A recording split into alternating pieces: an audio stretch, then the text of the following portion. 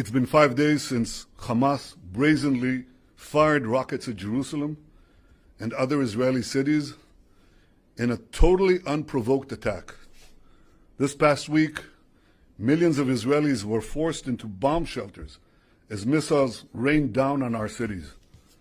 Several Israelis have been killed, many more have been wounded.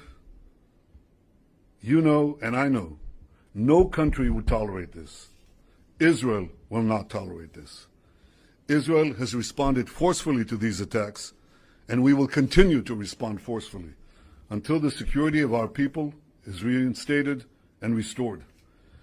We've eliminated dozens of Hamas terrorists and taken out hundreds of terrorist sites, including missile launchers and buildings that Hamas used to plan and perpetrate these attacks.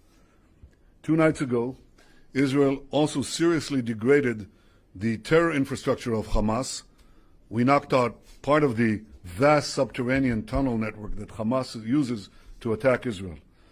I want to remind the world that in firing on our cities, Hamas is committing a double war crime.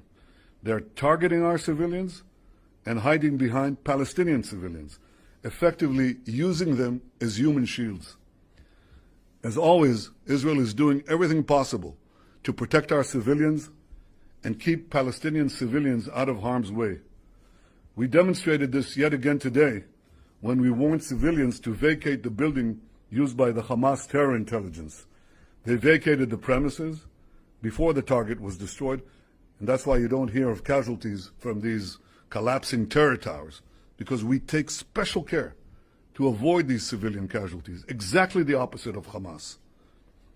Defeating Hamas does not only serve Israel's interest, it serves the interests of all those who seek peace, stability, security in the Middle East.